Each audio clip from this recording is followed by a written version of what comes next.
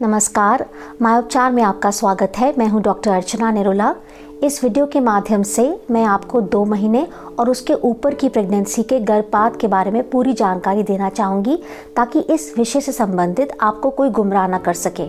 हमारे देश में अबॉर्शन, गर्भपात यानी एमटीपी को 1971 में कानूनी तौर से मान्यता मिल गई थी और इस कानून को माँ और बच्चे की सेहत के मापदंडों को ध्यान में रखकर ही बनाया गया था और इस कानून के अंतर्गत आप 20 हफ्ते यानी 5वें महीने के आखिर तक अबॉर्शन कानूनी तौर से करा सकते हैं और हाल ही में इसे बढ़ाकर 24 हफ्ते कर दिया गया है।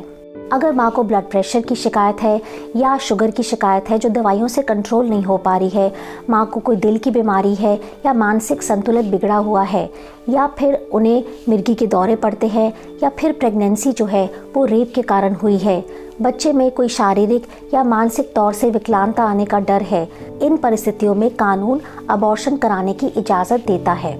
अगर आप अबॉर्शन केवल लड़का या लड़की के आधार पर कराना चाहते हैं तो मैं यहाँ आपको बताना चाहूँगी कि ये कानूनी तौर से दंडनीय है और इसके लिए आपको सज़ा भी हो सकती है, इसलिए इस तरह का निर्णय कभी ना लें।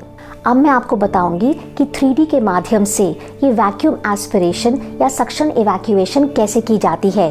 पर इससे पहले अगर आपने हमारा चैनल मायोपचार सब्सक्राइब नहीं किया है तो ज़रूर करिए, बेल आइकन दबाइए ताकि हमारे चैनल द्वारा बनाए गए नए नए वीडियोस की नोटिफिकेशन आपको सबसे पहले मिले। जैसे कि आप देख सकते हैं कि यूट्रस यानी गर्भाशय महिला के शरीर के निचले हिस्से में बीचों बीच होता है और बच्चेदानी का मुंह यानी सर्विक्स बच्चेदानी को वजाइना यानी योनि से जोड़ता है। सामान्य स्थिति में बच्चेदानी का मुंह बंद होता है और इस प्रक्रिया में इसे हम खोलते हैं।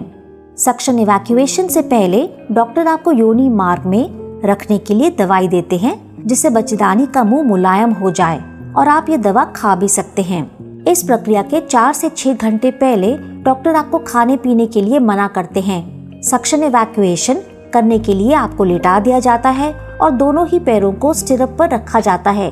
ज्यादातर बच्चेदानी की सफाई करने के लिए 10 से 15 मिनट के लिए जनरल एनेस्थीसिया यानी पूरी बेहोशी दी जाती है ताकि इस समय आपको दर्द बिल्कुल ना हो।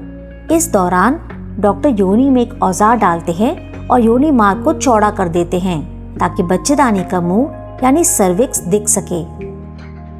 इसके बाद डॉक्टर एक मेटालिक रॉड यानी डायलेटर को बच्चेदानी के मुंह में डालते हैं।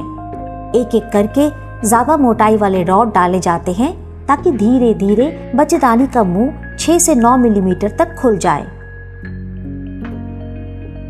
तो सबसे पहले डॉक्टर एक प्लास्टिक का कैनुला बच्चेदानी के अंदर डालते हैं। इसको एक सक्शन मशीन के साथ जोड़ा जाता है। जैसे कि आप देख सकते हैं इस वीडियो में जो भ्रूण है वो 9 से 10 हफ्ते का है और इसे हम सक्शन के माध्यम से यूट्रस से निकाल देते हैं।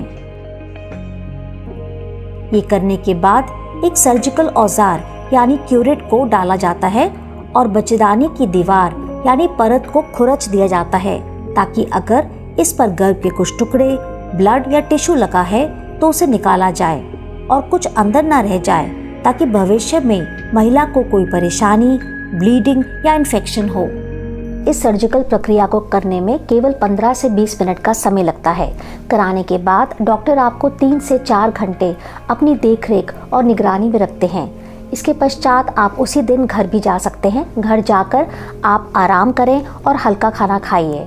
अगले दिन आप अपनी नॉर्मल दिनचर्या व्यतीत कर सकते हैं। अगर आप ऑफिस जाना चाहते हैं या घर का काम करना चाहते हैं तो आप आराम से कर सकते हैं। पर ध्यान रखें कि जो दवाइयाँ, दर्द की गोलियाँ, एंटीबायोटिक्स डॉक्टर ने आपको दी हैं उसको उनके बताए अनुसार ज़रूर लें। 10 दिन के बाद डॉक्टर से मिले और अपना चेकअप ज़रूर करवाएं। इस प्रक्रिया को कराने के बाद बहुत महिलाओं के मन में ये सवाल आता है कि अगर मैं चाहूँ तो दोबारा प्रेग्नेंट हो सकती हूँ कि नहीं। आप बिल्कुल प्रेग्नेंट हो सकती हैं अगर आप ये प्रक्रिया एक रजिस्टर्ड सेंटर और अनुभवी डॉक्टर की देखरेख में करवाते हैं। जैसे कि आप जानते हैं कि 7 हफ्ते यानी 49 दिन की प्रेगनेंसी का गर्भपात करने के लिए आप अबॉर्शन की दवाइयाँ ले सकते हैं। पर ध्यान रखें कि ये दवाइयाँ आप केवल एक रजिस्टर्ड मेडिकल प्रैक्टिशनर की देखरेख में ही लें। केमिस्ट या अपने दोस्त के कहने पे या ऑनलाइन जाकर इन दवाइयों को बिल्कुल नहीं लीजिए क्योंकि इनको गलत तरीके से लेने से काफ़ी साइड इफ़ेक्ट्स हो सकते हैं। अगर प्रेगनेंसी 8 हफ्ते से 12 हफ्ते के बीच में है, यानी तकरीबन 3 महीने की है, तो इस तरह की प्रेगनेंसी का अबॉर्शन करवाने के लिए आपको एक सर्जिकल मेथड करवाना होता है। इसे हम वैक्यूम एस्पिरेशन या सक्शन इवैक्यूएशन कहते हैं और ये प्रक्रिया एक रजिस्टर्ड डॉक्टर, एक रजिस्टर्ड लाइसेंस सेंटर में ही कर सकते हैं। इस सर्जिकल प्रक्रिया को कराने से पहले आपको अपने डॉक्टर को ज़रूर मिलना है और अपने डॉक्टर को अपनी पूरी मेडिकल हिस्ट्री की जानकारी देनी बहुत ही ज़रूरी है। अगर आपको कोई ब्लड प्रेशर की शिकायत है, खून की कमी है या आपको शुगर की बीमारी है या आप कोई दवाइयाँ ले रहे हैं, तो ये सारी जानकारी डॉक्टर से बिल्कुल ना छुपाएं, उनको बताना बहुत ही ज़रूरी है। इसके साथ साथ डॉक्टर आपका अल्ट्रासाउंड भी करेंगे, ये देखने के लिए कि बच्चे की उम्र क्या है और गर्भ में उसकी क्या अवस्था है। इसके साथ साथ ब्लड टेस्ट भी कुछ किए जाएंगे, जिसमें आपके CBC यानी कंप्लीट ब्लड काउंट्स किया जाएगा, ब्लड शुगर की जांच होगी, आपकी ब्लड ग्रुप, BT, CT और HIV का टेस्ट भी किया जाता है। आशा करती हूँ कि 2 महीने और उसके ऊपर की जो प्रेगनेंसी के गर्भपात के बारे में जो भी मैंने आपको जानकारी दी, उससे आपको लाभ होगा। और याद रखें कि आधी अधूरी जानकारी आपकी सेहत के लिए हानिकारक हो सकती है। अगर आपको ये वीडियो पसंद आया तो आप हमारा चैनल माय उपचार लाइक करें, सब्सक्राइब करें। इस वीडियो से संबंधित अगर आपको कोई भी जानकारी पूछनी है तो अपना कमेंट बॉक्स में सवाल डालें। माय उपचार के डॉक्टर्स आपकी मदद ज़रूर करेंगे।